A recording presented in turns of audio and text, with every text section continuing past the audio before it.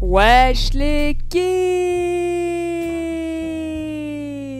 Bienvenue à tous mesdames et messieurs pour une nouvelle vidéo pour la chaîne YouTube. Aujourd'hui les amis, on va partir sur un nouveau concept. Bon, c'est un concept que vous avez beaucoup vu je pense déjà sur internet, sur YouTube. C'est le système d'anecdotes. Donc oui, j'ai déjà fait pas mal de vidéos anecdotes, mon histoire avec l'école, mon histoire avec les jeux vidéo, etc.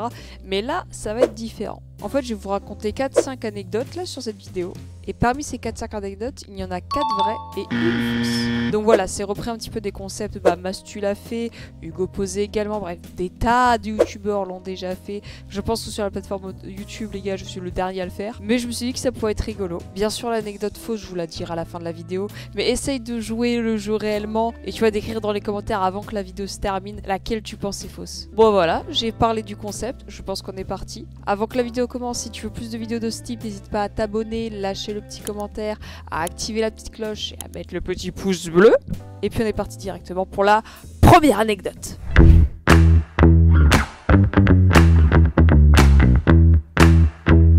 Alors c'est une anecdote qui date d'il y a très longtemps. Et pour être honnête, pourquoi on parle d'honnêteté dans cette vidéo déjà? C'est pas... Moi en fait je me rappelle plus de cette anecdote, on me l'a raconté des années après et j'ai été très surpris. Alors les amis, j'étais très jeune, j'avais je pense 1 an, 2 ans, j'étais un petit bébé les gars, c'était baby Cheto les gars, tout petit bébé Cheto, voilà, un petit fœtus tout petit. Et il faut savoir que avec ma famille et mon frère, on était partis apparemment à Nausicaa. Nausicaa, c'est un énorme centre avec plein d'aquariums et tout, des requins. Bref, c'est un énorme centre aquatique où il y a plein de poissons de différentes espèces. Je pense que de toute façon c'est super connu déjà dans l'Europe. Et ce qu'il faut savoir c'est que du coup voilà, apparemment on fait la visite, tout ça, les poissons, oh c'est rigolo, ouais c'est sympa. Et voilà, il faut savoir que j'ai 1 an, 2 ans, donc je ne sais pas marcher, je ne sais pas parler. Voilà, je vais pas commencer à te faire une dissertation s'il y a un problème ou quoi que ce soit. Et en fait apparemment mes parents m'auraient perdu. Voilà, cool hein les gars. Exprès ou pas, je ne sais pas. Mais en fait apparemment on m'a perdu dans le centre aquatique. Il faut savoir que Nausicaa c'est un énorme centre. Genre tu vois ton supermarché centre commercial énorme, c'est 10 fois plus grand. C'est limite un parc d'attractions le truc. Et c'est blindé H24. Donc ce qu'il faut savoir c'est que pour retrouver un bébé d'1 an, 2 ans dans cet endroit, c'est très compliqué et c'est surtout très dangereux. Et les amis, en fait il y a une dame qui m'a récupéré, qui m'a pris dans ses bras. Et qui apparemment, quand elle est à l'accueil, pour dire qu'elle a retrouvé un bébé, quand mes parents sont revenus me chercher du coup à l'accueil, et la dame ne voulait pas me redonner. Elle voulait me garder apparemment. Si mes parents n'auraient pas donné mes papiers d'identité, tout le tralala et tout, elle voulait absolument me garder. Mais limite, genre, t'as capté, tu vois. Genre les gars, à peut-être une action près, je ne serais pas là aujourd'hui. Les gars, je serais dans le sud de l'Équateur, de l'Amazonie, de tout ce que tu veux, en train d'élever des singes. Mais donc voilà, du coup, il y a dû y avoir toute une discussion, des montres de papier, tout ça, frère, à Nausicaa. J'avais 1 an, mais voilà, j'ai failli me faire enlever en soi. Donc voilà, c'est la première anecdote. Est-ce que tu penses qu'elle est vraie? J'ai failli me faire enlever à Nausicaa quand j'étais bébé. Bon, vous voyez les amis, c'est des anecdotes pas très longues, c'est pour ça qu'il y en a 4-5. Donc on passe directement à la deuxième anecdote.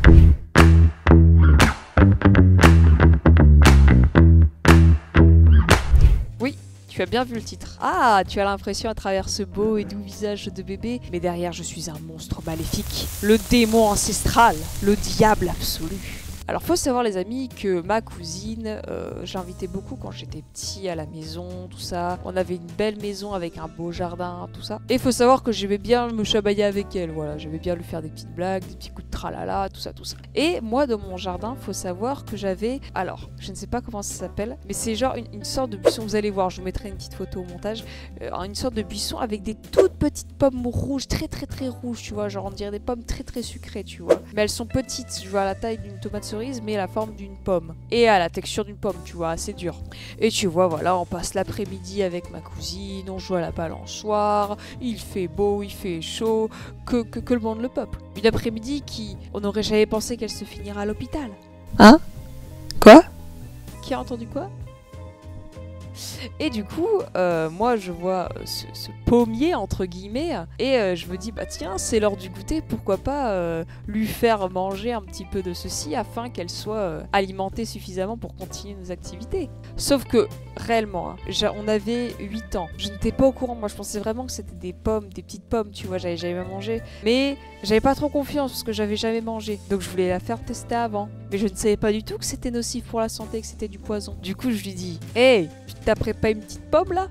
Et du coup je lui donne, je la fais manger, et là je vois mon père qui arrive, genre avec la main. Mais tu vois la main, tu la vois, elle arrive là avec la sèche, là, elle est bien sèche. Elle est prête à affronter ta joue là. Et là, paf, il m'en fout une. Et il m'engueule, il m'engueule, il m'engueule. Parce qu'en fait, il m'explique tout simplement que là, j'ai empoisonné ma cousine. Et du coup, les gars, on a dû foncer à l'hôpital, on a dû faire des examens et tout. Bref, un gros bordel, les gars.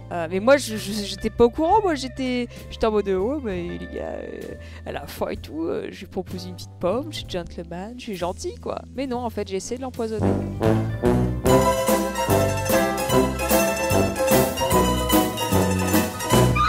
Voilà les gars, peut-être qu'aujourd'hui je serais peut-être en prison, je ne sais pas s'il y aurait eu des problèmes les gars. Peut-être qu'il n'y aurait jamais eu de Cheeto sur internet, ça aurait été Cheeto in the garde à vue. Donc voilà les gars, on va passer directement à la 3e anecdote.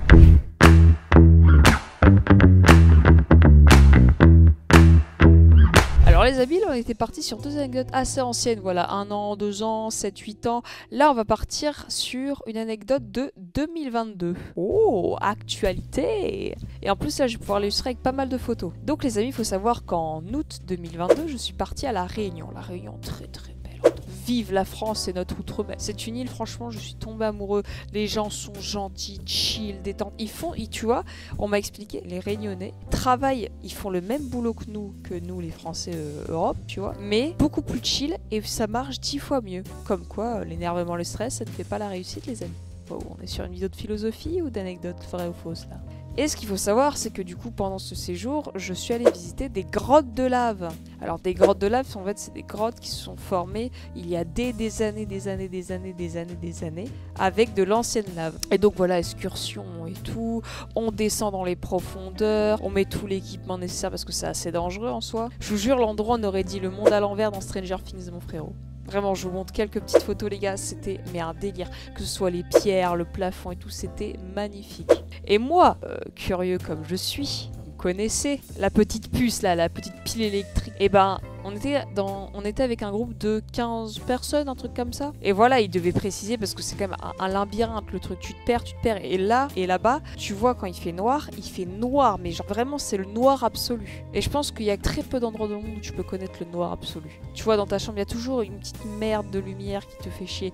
Là, c'était vraiment le noir absolu et surtout, il n'y a aucun bruit. Si vraiment tu pars très loin, tu n'entends plus rien. Mais vraiment aussi, c'est très perturbant parce qu'à un moment donné, on s'était mis assez 10 minutes et pendant 1 minute, on avait mis un objectif de ne pas parler et de tout éteindre. Je vous jure, ça fait flipper, t'as l'impression d'être dans un trou noir. Et du coup, moi curieux comme je suis, je commence à visiter. Et on avait bien dit dans les consignes, les guides avaient bien dit, on reste en groupe, on s'attend. Salut, c'est moi le connard. Du coup les gars, j'ai commencé à visiter et je commence à bien aimer les pierres, tout ça. Je regarde bien, tu vois, genre oh tiens, une pierre qui ressemble à un lion, oh c'est fun et tout, Mais j'avance bien même, puis je me perds. Tu vois, j'ai ça dans l'âme, en fait, tu vois, les poissons, Nausicaa et tout, ça m'a rappelé quelque chose. Et là, tu vois, je me perds. J'entends plus personne. Et moi, j'étais tellement omnubilée par cet endroit, donc je me retrouve seule dans un énorme labyrinthe, à moins je sais pas combien dans le sol, à La Réunion. Top moumoute, hein, les gars. Et du coup, les gars, on m'a cherché pendant 20-30 minutes. C'était une galère. Je criais, il criait, le groupe. Et au final, que Dieu me bénisse, on m'a retrouvé. Je me suis pris une sauce, mais monumentale. Pas le tabasco. Non, là, c'est 10 milliards sur l'échelle de Scoville, là. Mais voilà, après, plus que peur de mal, parce que vraiment, ça aurait pu être dangereux, les gais. J'étais con. Ne refaites jamais ça. Suivez votre groupe, écoutez les consignes. Et voilà, ne faites pas comme le con qui est devant vous, quoi. D'accord ? Mais les gars, j'ai failli souvent me perdre et perdre toute ma famille, les gars. En fait, ce que je veux inconsciemment, peut-être, c'est vivre seul, les gars, un loup solitaire dans l'âme. Je suis fait pour vivre avec les singes et les marsupilamis, en fait. Allez, on passe directement à la 4e anecdote.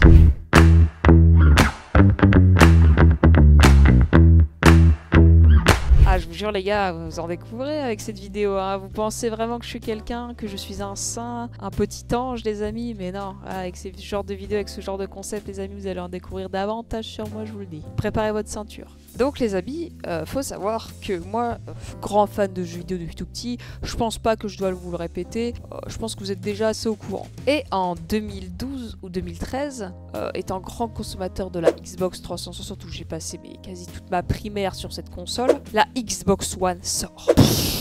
Vraiment, genre, c'était mon rêve. Je pensais à ça quand je me levais le matin et quand j'allais me coucher le soir. C'était mon bébé, c'était mon rêve. C'était ma petite femme à moi, que je n'avais pas, mais que vraiment j'idolâtrais. C'était mon Dieu. J'avais imprimé une photo et je l'avais mis en mode doudou, hein, carrément, je dormais avec. Et les gars, bien évidemment, je l'avais commandé pour Noël. Avec mes économies, tout ça. Bref, j'avais rassemblé toutes les mini-pièces que j'avais au monde pour pouvoir me l'acheter. Mais, impatient comme je suis, chaque jour pour attendre Noël était un supplice, mais un supplice. Je comptais les minutes, les heures, j'étais omnubilée par cette console. Et je me suis dit, parce qu'elle est sortie je pense en octobre, 2 mois c'est trop long. Et du coup j'ai essayé n'importe quoi, j'ai essayé de retourner le système solaire pour avoir la console avant. J'en rêvais tellement les gars, et je voulais atteindre cet objectif. Et du coup les gars j'ai eu l'idée, pendant toute une après-midi, j'ai fait, mais genre vraiment j'ai l'impression que j'étais dans Breaking Bad à faire tout un délire de deal et tout ça. Et en fait j'ai imprimé des faux billets de 200 €, comme ça, vraiment genre ça n'a aucune,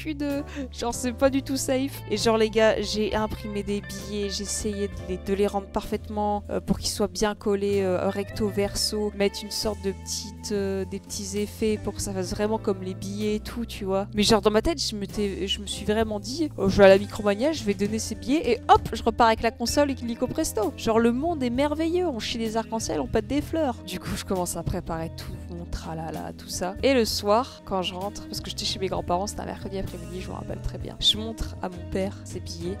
Il me dit, tu sors ça d'où? Il me dit, bah, je les ai gagnés, quoi. Genre là, les gars, en fait, j'avais pas trouvé d'excuses, je m'étais pas du tout préparée. Je voulais juste montrer ça, tu vois. Et il me fait, mais tu sais que c'est totalement illégal et que tu peux te retrouver en prison si tu veux acheter des produits avec ce genre de truc. Tu sais que ça peut partir très loin. En fait, les gars, je me rendais pas compte, mais vraiment, là, je faisais un truc, mais totalement illégal, mais vraiment hyper dangereux. Imagine, ça aurait été passé. Je me serais retrouvée, mais dans une sauce à mes 8 ans aussi.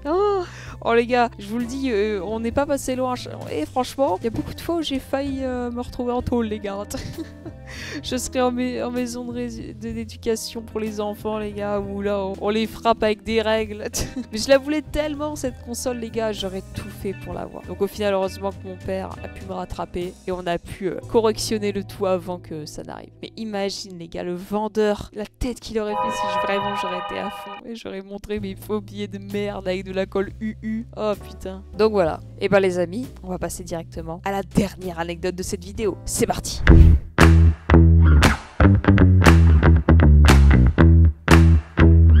Oh, ça va, hein, je suis pas dégueulasse, hein. J'étais petit, hein. Bon les gars, je suis quelqu'un qui se garde une beauté, tu vois, je fais attention, mais des fois il y a quelques petits travers. Bon, remettons un petit peu un cadre, voilà, expliquons tout. J'avais 5-6 ans et faut savoir que mes voisins, quand j'étais petit, dans la maison où j'habitais, et ben on était très très amis, que ce soit les parents, enfin les parents voisins et mes parents, ils étaient super amis, et les enfants, mon frère et moi, on était super amis avec les enfants de nos voisins. Et en plus c'était 2 frères également, à peu près le même âge, on était dans la même école, tout était parfait, tout le théorème de Thalès était coordonné. Et en plus, nos 2 jardins étaient collés et étaient juste séparés par un petit grillage de merde, tout. Genre limite, on voulait s'inviter l'après-midi, on passait au-dessus du grillage, c'est tout. Et du coup, ce qu'on faisait souvent l'après-midi, c'est qu'on jouait beaucoup à la DS tous ensemble. Et genre, qu'on aille l'un ou l'autre, ou des fois même, on se collait, tu vois, au grillage. On était à 4, on se collait, on était avec nos DS et on jouait.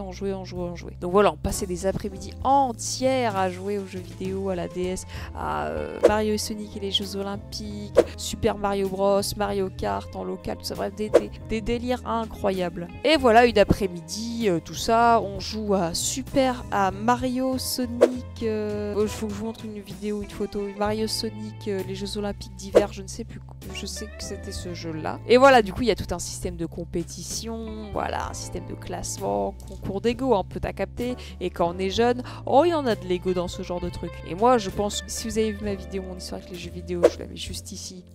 vous savez que j'étais un énorme rageux, et ben les gars, j'acceptais pas de perdre. Vraiment, j'ai pété des consoles, j'ai pété des télés, j'ai pété des télécommandes de Wii.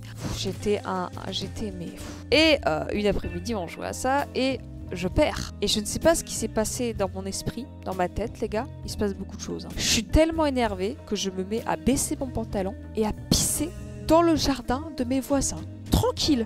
La beuteux à l'air, les gars, en train de poser son meilleur classique. Bon, après, j'avais 6 ans, les gars. Et devant mon frère et mes deux voisins. Et là, les gars, je me rappellerai toujours de cette séquence. Je suis en train de faire mon affaire. Et je vois qui arrive et qui sort du salon de mes voisins. Bah, le père.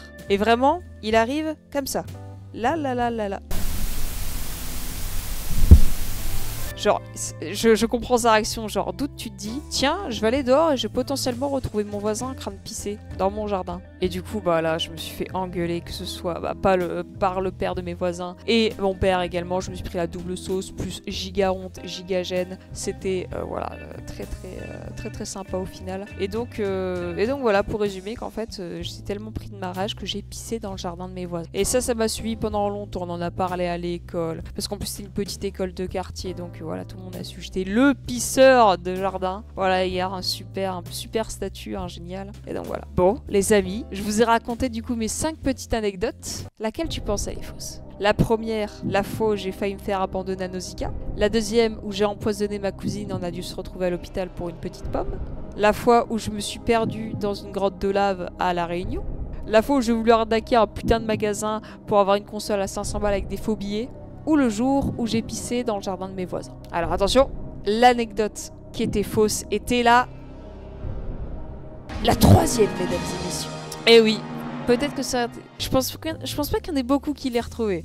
Ouais les gars, je me suis jamais perdu à La Réunion. Alors certes, j'ai été pris par l'envie. Voilà, j'étais parti des fois un peu plus loin et tout. En fait, je me basais sur une idée. Mais en soi, je me suis pas perdu du tout pendant 30 minutes. Je suis restée avec le groupe, tout ça. Mais j'aimais bien partir seule. Comme là, du coup, je me suis dit, elle est plus récente. J'ai plus de photos, plus de contenu. Que vous allez plus tomber dans le panneau. Ah les gars, je suis... Hey, on est sur une vidéo de Cheeto ou quoi? Donc voilà, donc oui, j'ai déjà empoisonné. J'ai déjà failli...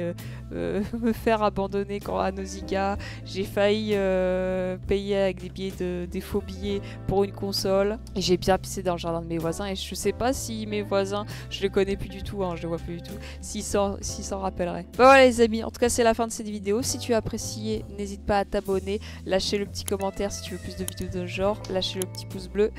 Et à t'abonner à différents réseaux sociaux qui sont en bas dans la description.